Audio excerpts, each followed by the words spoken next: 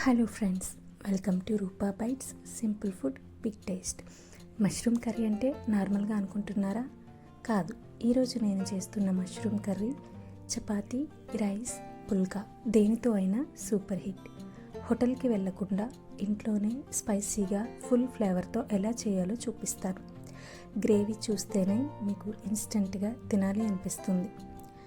ఎక్కడ స్కిప్ చేయకుండా ఈ వీడియో ఎండ్ వరకు చూస్తే సింపుల్గా టేస్టీగా మష్రూమ్ కర్రీ ఎలా చేయాలో ఈజీగా నేర్చుకోవచ్చు.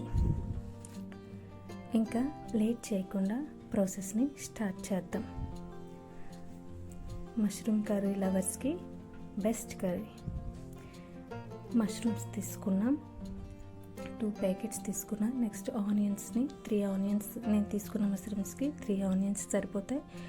వాటిని వాటర్లో వేసి సోక్ చేసా. అలా అయితే కట్ చేస్తున్నప్పుడు కళ్ళంటే నీళ్ళు రాకుండా. నెక్స్ట్ గ్రీన్ చిల్లీ తీసుకున్నాం, ఒక 6-7 ఉంటే సరిపోతుంది. మష్రూమ్స్ని నీట్గా క్లీన్ చేసి పెట్టుకోవాలి. ముందు వాటర్లో కొంచెంసేపు సోక్ చేసి నెక్స్ట్ ఇలా హ్యాండ్తో రబ్ చేస్తూ ఉంటే దానికి ఉన్న బ్లాక్ అంతా పోయి నీట్గా వచ్చేస్తుంది. ఇప్పుడు వాటిని పీసెస్లో కట్ చేసుకోవాలి.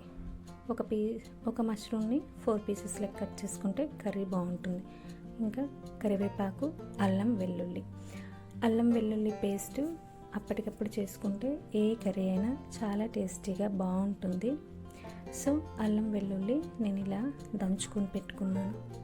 నెక్స్ట్ ఇప్పుడు స్టవ్ మీద కళాయి పెట్టుకొని కళాయిలో కూరకు తగినంత ఆయిల్ వేసుకున్నాను. ఆయిల్లో ఆవాలు, జీలకర్ర, కట్ చేసి పెట్టుకున్న ఆనియన్ ముక్కలు, పచ్చిమిరపకాయలు ఇవన్నీ వేసి బాగా ఫ్రై చేసుకోవాలి. నెక్స్ట్ మనం ముందుగా పేస్ట్ చేసుకున్న అల్లం వెల్లుల్లి పేస్ట్ని వేసి నెక్స్ట్ కరివేపాకు రెమ్మలు వేసుకొని కలుపుకోవాలి. అల్లం వెల్లుల్లి పేస్ట్ రాస్మెల్ పోయినంత వరకు వేపుకొని ఆనియన్స్ గోల్డెన్ బ్రౌన్ కలర్ వచ్చినంత వరకు ఫ్రై చేసుకున్న తర్వాత మనం కట్ చేసి పెట్టుకున్న మష్రూమ్స్ని కూడా వేసి పెట్టుకోవాలి. ఒకసారి ఆ పీసెస్ని కూడా ఒక్కసారి కడిగేసుకుంటే నెక్స్ట్ కర్రీస్లో వేసుకోవచ్చు. వెంటనే కొంచెం క్లోజ్ చేసామంటే తీయగానే ఫుల్గా వాటర్ వస్తుంది. ఆ వాటర్ ఫుల్గా ఎవాపరేట్ అయినంత వరకు మనం ఫ్రై చేసుకుంటూ ఉండాలి. అందులో పసుపు, కూరకు తగినంత సాల్ట్, కారం వేసుకొని బాగా కలుపుకోవాలి. ఇప్పుడు చూడండి, మ్యాక్సిమం కర్రీలో ఉన్న వాటరు ఎవాపరేట్ అవుతుంది. నెక్స్ట్ అందులో కొంచెం మసాలా పౌడర్ వేసుకున్నాం. బాగా వాటర్ అంతా ఇంకిపోయిన తర్వాత ఆయిల్ పైకి తేలుతుంది చూసారా, అంతవరకు బాగా ఫ్రై చేసుకుంటే వాటి యొక్క రాస్మెల్ అంతా పోతుంది. ఇప్పుడు మనం ఎక్కువ వాటర్ వేయక్కర్లేదు, లిటిల్ బిట్ వాటర్ వేసుకుంటే సరిపోతుంది.